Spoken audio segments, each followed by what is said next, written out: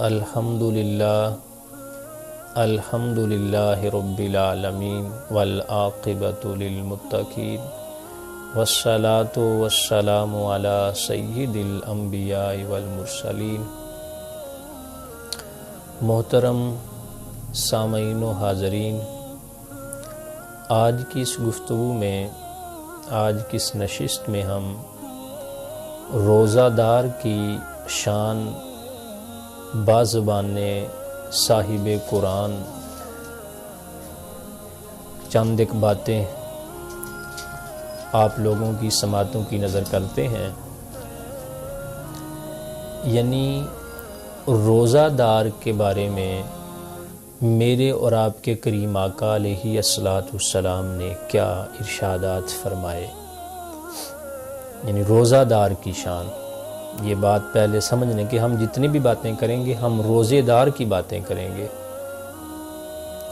حضور نبی کائنات آقا دو جہاں سرور کون و مکان صلی اللہ تعالی علیہ وآلہ وسلم کہ پیارے صحابی جناب سیدنا حضرت ابو ہریرہ رضی اللہ تعالیٰ عنہ روایت فرماتے ہیں، والذی نفس محمد بیدہ لخلوف فم الصائم اطیب عند اللہ من الریح المسک۔ بخاری اور مسلم اور دیگر کتابوں کے اندر بھی یہ حدیث پاک موجود۔ حضرت ابو ہریرہ رضی اللہ تعالیٰ عنہ فرماتے ہیں، حضور نبی کائنات آقا دو جہاں سرور کون و مکان صلی اللہ تعالی علیہ وآلہ وسلم نے ارشاد فرمایا کہ مجھے قسم ہے اس پاک ذات کی جس کے قبضہ قدرت میں میری جان ہے۔ مطلب کہ اللہ کی قسم، مجھے ذات باری تعالیٰ کی قسم، لخلوف فم الصائم، فرمایا روزہ دار کے منہ کی بو، روزہ دار کے منہ سے آنے والی بو، خوشبو جو ہے، عند اللہ، اللہ کے ہاں، من الریح المسک، یہ کستوری سے بھی زیادہ پسندیدہ ہے۔ سبحان اللہ، کہ اللہ کے رسول صلی اللہ تعالی وسلم نے فرمایا کہ روزہ دار کی روزے کی وجہ سے، معدے کے خالی ہو جانے کی وجہ سے، اور ایک لمبا پیریڈ اور ایک لمبا عرصہ کھانا نہ کھانے کی وجہ سے، معدے میں کوئی چیز داخل نہ ہونے کی وجہ سے جو منہ میں بو پیدا ہوتی ہے، منہ میں خوشبو آتی ہے، یہ اللہ کے ہاں کستوری سے بھی زیادہ محبوب ہے۔ سامعین محترم، اگلی بات عرض کرنے سے قبل چند باتیں ہم اس حوالہ سے عرض کر لیں کہ سب سے پہلی بات کہ روزہ، عربی زبان میں روزے کو صوم کہتے ہیں۔ صوم کے لغوی معنی ہوتے ہیں رکنے اور ٹھہرنے کے۔ اس معنی کو اگر ہم دیکھیں کہ جب لفظ صوم کا معنی رکنا اور ٹھہرنا ہوا تو روزے دار پر یہ معنی کس اعتبار سے اطلاق کرتا ہے؟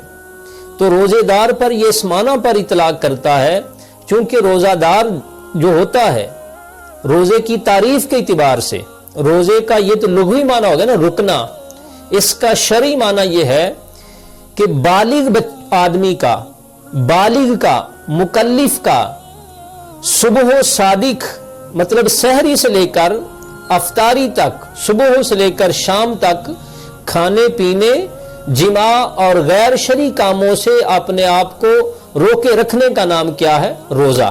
تو چونکہ روزے دار بھی ان کاموں سے اپنے آپ کو روکے رکھتا ہے تو اس اعتبار سے اس پر یہ روزے کا اطلاق آتا ہے کہ اس نے اپنے آپ کو روکے رکھا۔ اور دوسرا، ایک تو ہمیں روزے کا معنی بھی پتہ چل گیا، روزے کی تاریخ بھی پتہ چل گئی۔ تو یہ جو ہم رمضان کے روزے رکھتے ہیں، یہ ہمارے پیارے نبی صلی اللہ تعالی علیہ وسلم پر یہ سن 2 ہجری کے اندر روزے فرض ہوئے تھے۔ سن 2 ہجری، اس میں آگے اختلاف ہے کہ سن 2 ہجری شوال میں روزے فرض ہو گئے یا سن 2 ہجری شعبان میں فرض ہوئے۔ ہمیں بہرحال اس سے سروکار نہیں، اتنا رمضان کے روزے فرض ہیں تو اس رمضان کے روزے کے متعلق ہم بات یہ کر رہے ہیں کہ روزہ دار کے منہ کی بو اللہ کے ہاں کستوری سے زیادہ محبوب ہے۔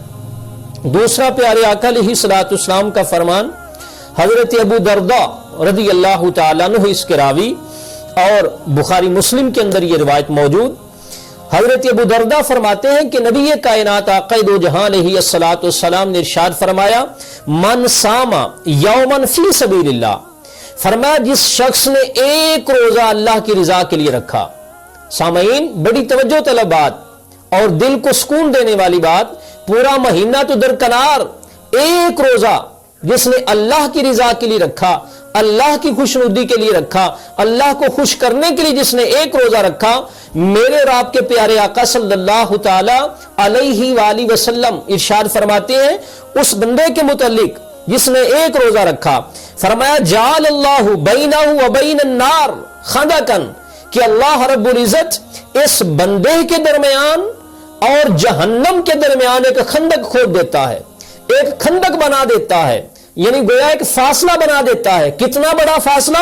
فرمایا اتنا بڑا کہ کما بین السماء والارض، جتنا زمین سے آسمان کا فاصلہ ہے اتنا اللہ پاک روزے دار کے درمیان اور جہنم کے درمیان فاصلہ کر دیتا ہے.